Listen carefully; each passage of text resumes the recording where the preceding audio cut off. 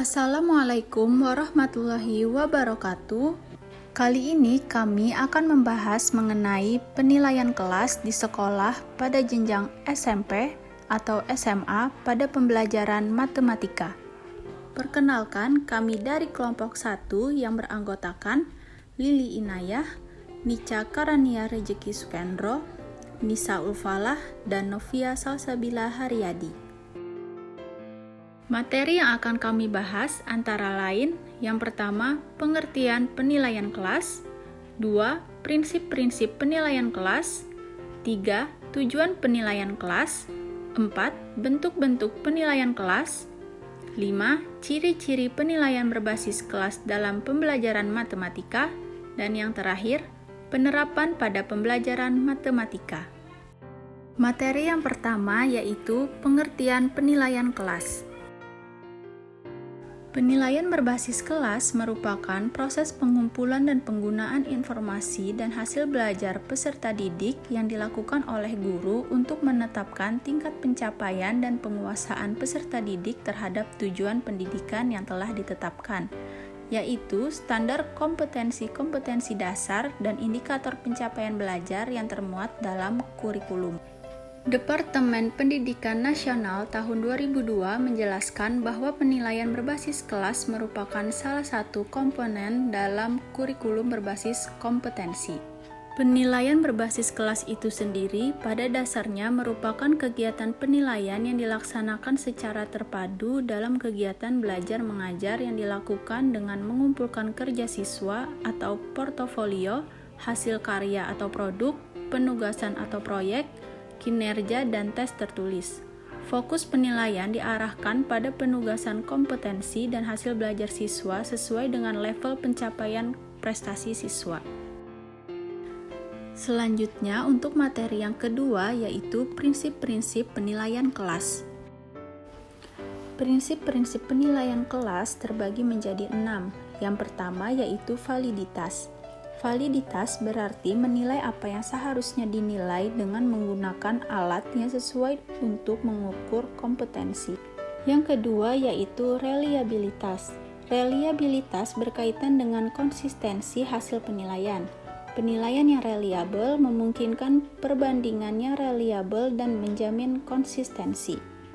Yang ketiga, menyeluruh. Penilaian harus dilakukan secara menyeluruh, mencakup seluruh domain yang tertuang pada setiap kompetensi dasar.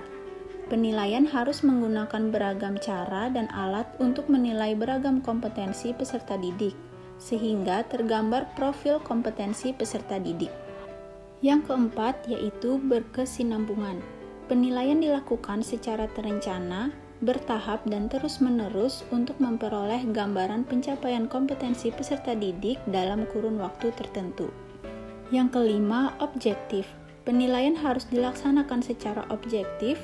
Untuk itu, penilaian harus adil, terencana, dan menerapkan kriteria yang jelas dalam pemberian skor. Dan yang terakhir, yaitu mendidik. Proses dan hasil penilaian dapat dijadikan dasar untuk memotivasi, memperbaiki proses pembelajaran bagi guru, meningkatkan kualitas belajar, dan membina peserta didik agar tumbuh dan berkembang secara optimal. Materi yang ketiga yaitu tujuan penilaian kelas. Secara umum, semua jenis penilaian berbasis kelas bertujuan untuk menilai hasil belajar peserta didik di sekolah, mempertanggungjawabkan penyelenggaraan pendidikan kepada masyarakat, dan mengetahui ketercapaian mutu pendidikan. Lalu, secara khusus, penilaian berbasis kelas bertujuan untuk mengetahui kemajuan dan hasil belajar siswa, mendiagnosis kesulitan belajar, memberikan umpan balik atau perbaikan proses pembelajaran, penentuan kenaikan kelas, dan memotivasi belajar peserta didik dengan cara mengenal dan memahami diri serta merangsang untuk melakukan usaha perbaikan. Selanjutnya, materi yang keempat yaitu bentuk-bentuk penilaian kelas. Ada beberapa bentuk penilaian berbasis kelas. Di antaranya yang pertama kuis.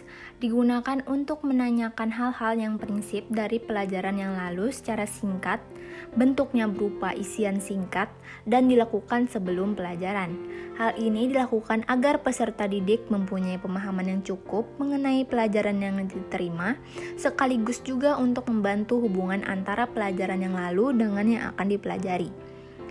Yang kedua, pernyataan lisan di kelas. Digunakan untuk mengungkapkan penguasaan peserta didik tentang pemahaman mengenai fakta, konsep, prinsip, dan prosedur yang berkaitan dengan mata pelajaran yang dipelajari.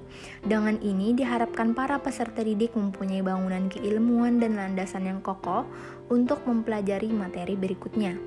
Yang ketiga, ulangan harian. Dilakukan secara periodik pada akhir pengembangan kompetensi untuk mengungkapkan penguasaan kognitif peserta didik, sekaligus untuk menilai keberhasilan pengguna berbagai perangkat mendukung pembelajaran. Yang keempat, tugas individu. Dilakukan secara periodik untuk diselesaikan oleh setiap peserta didik dan dapat berupa tugas di kelas dan di rumah.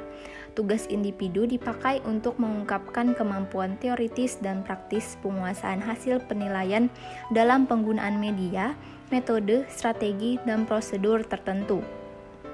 Yang kelima, tugas kelompok.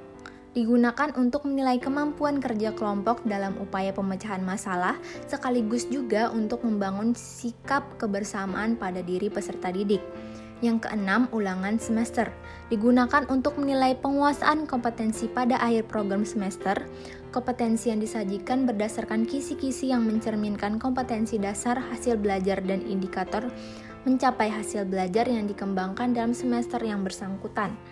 Yang ketujuh, ulangan kenaikan kelas. Digunakan untuk mengetahui ketuntasan peserta didik dalam menguasai materi pada suatu bidang studi tertentu pada 1 tahun ajaran. Yang kedelapan, responsi atau ujian praktek. Dipakai untuk mata pelajaran yang ada prakteknya. Selanjutnya kita akan membahas mengenai ciri-ciri penilaian berbasis kelas dalam pembelajaran matematika. Dalam pembelajaran matematika, ciri-ciri penilaian berbasis kelas yang dilakukan diantaranya sebagai berikut. Yang pertama, menilai semua kompetensi dasar. Yang kedua, semua indikator atau pencapaian kompetensi dijadikan acuan untuk pembuatan instrumen penilaiannya. Yang ketiga, pelaksanaan penilaian dapat dilakukan pada setiap kali peserta didik selesai belajar 1 atau lebih kompetensi dasar.